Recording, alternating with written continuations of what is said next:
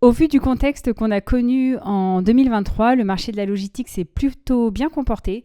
On a eu malgré tout une baisse de la demande placée avec 3,5 millions de mètres carrés sur l'année, ce qui représente une baisse d'un peu plus de 20%, mais on reste tout de même dans la moyenne décennale. On est sur un marché qui est plutôt sain avec des fondamentaux qui sont bien en place. Le marché de la logistique est resté sur l'année 2023 tout de même sensible à l'inflation, à la consommation des ménages, ce qui est tout à fait normal.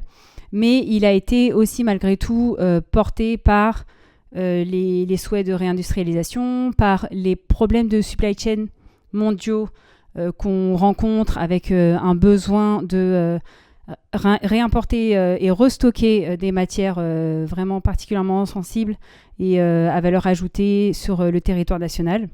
Donc tout cela fait que malgré tout, on a constaté une demande de la part des utilisateurs et ce qui a permis de rester sur cette moyenne décennale et d'avoir tout de même un volume transacté qui est quand même assez correct.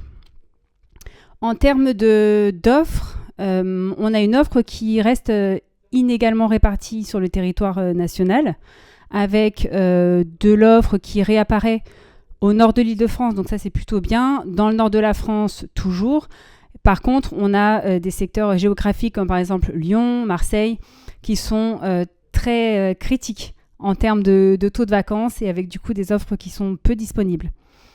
Sur l'année 2023, on a constaté au niveau des loyers, des valeurs locatives, la disparition tout simplement des loyers inférieurs à 50 € du mètre carré. Aujourd'hui, on ne peut plus en trouver, peu importe où on se trouve en France. Et on a même constaté sur le secteur plutôt du sud de la France, le marché marseillais, des niveaux de loyers qui sont désormais au même niveau que les loyers lyonnais.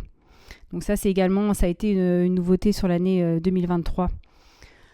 Ensuite, au vu du contexte général, parlons peut-être du ZAN. Le ZAN, on l'a vu sur toutes les bouches cette année 2023. Le ZAN, il vient complexifier les projets de développement. Il vient rajouter une pression foncière là où il y en avait déjà une. Il vient aussi ancrer des peurs, des inquiétudes dans certaines têtes, chez les élus. Voilà, donc tout ça, ça vient un petit peu donner un peu d'anxiété parfois. Mais on arrive tout de même à trouver des opportunités foncières. On en a trouvé en 2023. Et il existe, il faut le savoir, des dérogations aux ZAN. On ne pourra pas plus rien faire. On pourra juste faire des choses uniquement sur certains endroits. Voilà. Mais tout n'est pas bloqué non plus. Donc sur l'année 2024, effectivement, on s'est posé la question en ce début d'année de quels allaient être nos différents axes prioritaires. Donc tout d'abord, chez nous, ça va rester le foncier. Il faut qu'on continue à prendre notre bâton de pèlerin et aller voir tous les territoires et trouver des fonciers, parce que les fonciers, pour nous, ce sont vraiment nos matières premières, ce qui nous permet tout simplement de faire des opérations de développement. Donc on va continuer cette démarche-là malgré le ZAN et on est quand même assez confiant pour y arriver.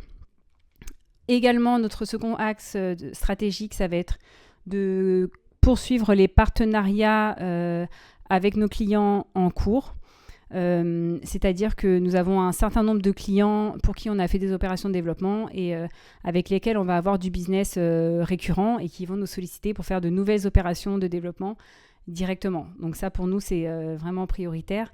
Donc on va continuer évidemment à développer des opérations clés en main, des opérations qui sont du plus haut niveau paysager, architectural, environnemental, comme on a l'habitude de le faire, mais en mieux, puisque le but, c'est de s'améliorer avec le temps. Et ça, continuer de le faire en priorité avec les clients qui nous ont déjà fait confiance dans le passé et qui continuent de nous solliciter pour de nouveaux projets, mais également avec de nouveaux clients. On l'a fait en 2023 et en 2024, on va continuer à le faire. Également, troisième axe de notre stratégie, ça va être de poursuivre notre développement photovoltaïque. Donc, on a une position de leader sur le marché des toitures photovoltaïques sur les entrepôts logistiques. On le fait depuis toujours, depuis la création de Barjane, ce qui fait qu'aujourd'hui, on a quand même beaucoup d'avance sur ce domaine.